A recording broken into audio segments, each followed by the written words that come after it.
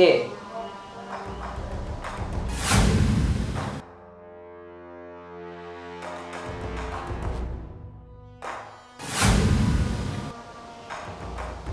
কি হলো বউ, কথা বলতেছ না কেন তুমি? তুমি তো আমার সাথে কখনো এরকম করো না বউ, কথা বলো।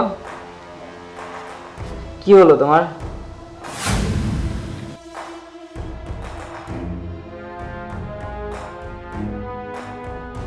আহা সোনা, সারাদিন শুধু বউ বউ কেন করো? আমি তোমার বউ না, আমি তোমার ভাবি। ভাবি? আপনি যায় কেন? আপনি কি চান আমার সংসারটা ভেঙে যাক?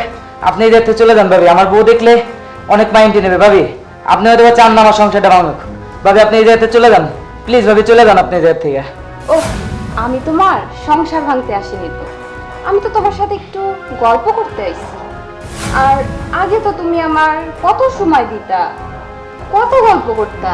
বিয়ের পরে তুমি তো আমার সাথে একটু গল্পও করো না, আর সময়ও কাটাও না। দেখেন ভাবি, আগের সিস্টেমটা আলাদা ছিল, কারণ আগে আমি বিয়ে শাদী করি নাই, আমার সিচুয়েশনটা অন্যরকম ছিল। ভাবি, ভাবি আপনি এই জায়গা থেকে চলে যান ভাবি, ভাবি চলে যান প্লিজ। তোমার বউ থাকলো বা না থাকলো এতে আমার কিছু যায় আসে না, আমি শুধু তোমাকে পেতে চাই। না ভাবি প্লিজ আপনি চলে যান ভাবি। ভাবি আমার বউ দেখলে অবস্থা খারাপ হয়ে যাবে ভাবি। যাই বলো না কেন তুমি, আমি তোমাকে ছাড়বো না। ভাবি, ভাবি আপনি আমাকে ছেড়ে দেন ভাবি।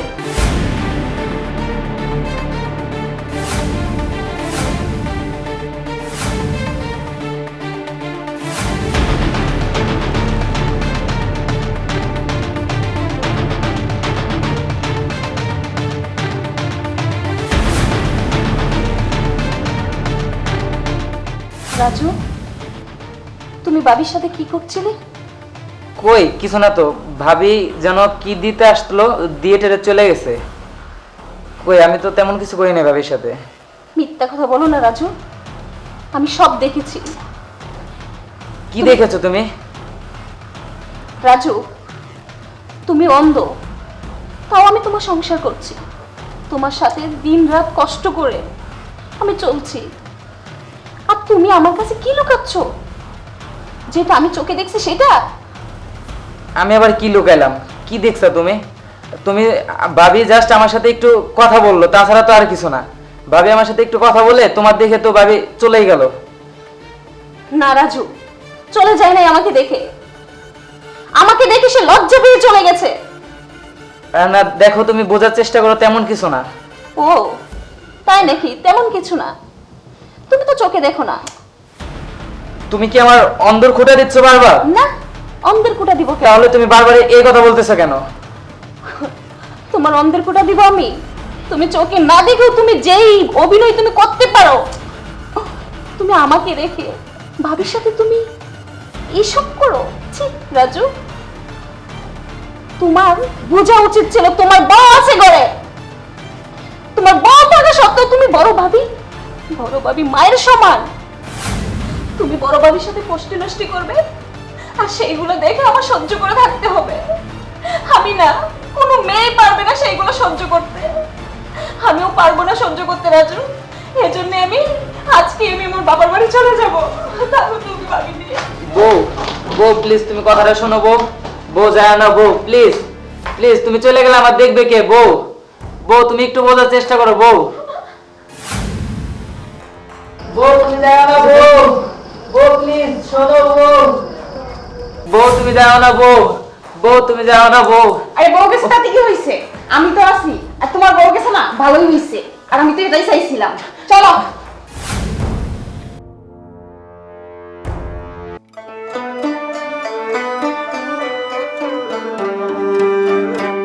আরে প্রেমা, তুমি কাঁদতে কাঁদতে কই যাইতেছো? আমি বাপের বাড়ি চলে যাইতেছি ভাইজান। হঠাৎ করে বাপের বাড়ি যাইতেছো? তোমার কি সমস্যা? কি হয়েছে তোমার? আমি আর আপনার বাইরে সংসার করব না, আমি এই যে বাপের বাড়ি যাচ্ছি, আমি যাই আপনার বাইরে ডিভোর্স দিব। ডিভোর্স দিবা মানে? কি হয়েছে তোমার? তুমি আমার কাছে বলো। ভাইজান, বললে কি আপনি বিশ্বাস করবেন?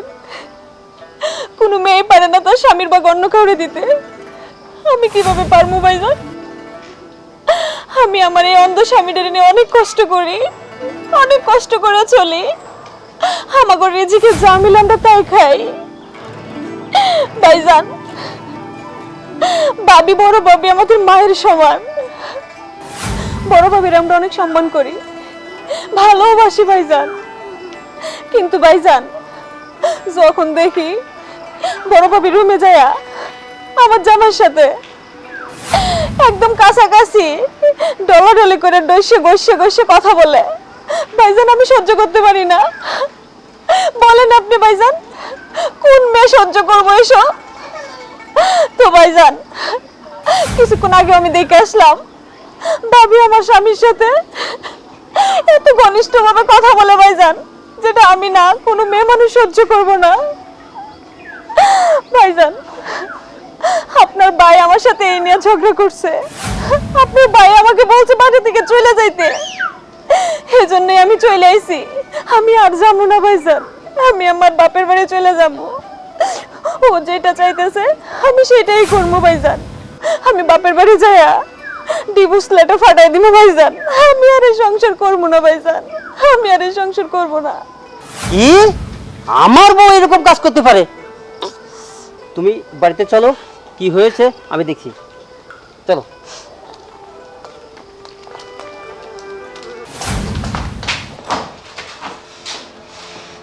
ছি ছি ছি ছি ছি, তুমি আমার বউ হয়ে তুমি আমার ভাইয়ের সাথে এরকম একটা কাজ করতে পারলে? হ্যাঁ, আজ তুমি ভালো থাকবা বলে আমি চাকরি করি, তুমি আমার এই সুযোগে তুমি কি করলে? হ্যাঁ, তুমি এই কাজটা কি করে করলে বলো? এই এই আমি ঢাকা শহরে চাকরি করি, এই তোমার জন্য কি কষ্ট করি, কি কষ্ট করে টাকা পাঠাই তোমার জন্য, আর তুমি বাড়ি থেকে বসে এরকম নোংরামি কাজ করতে পারলে? আমার ভাই অন্ধ, আমার ভাই অন্ধ বলে আমি গরিব ঘরে একটা মেয়ে এনে ওকে দিছি, তুই সে সংসারটা ভাঙলি? হারামজাদি, তুই জীবনে ভালো হবি না। তোর কি ব্যবস্থা করতে হবে এবার আমি ঠিকই করে যাব।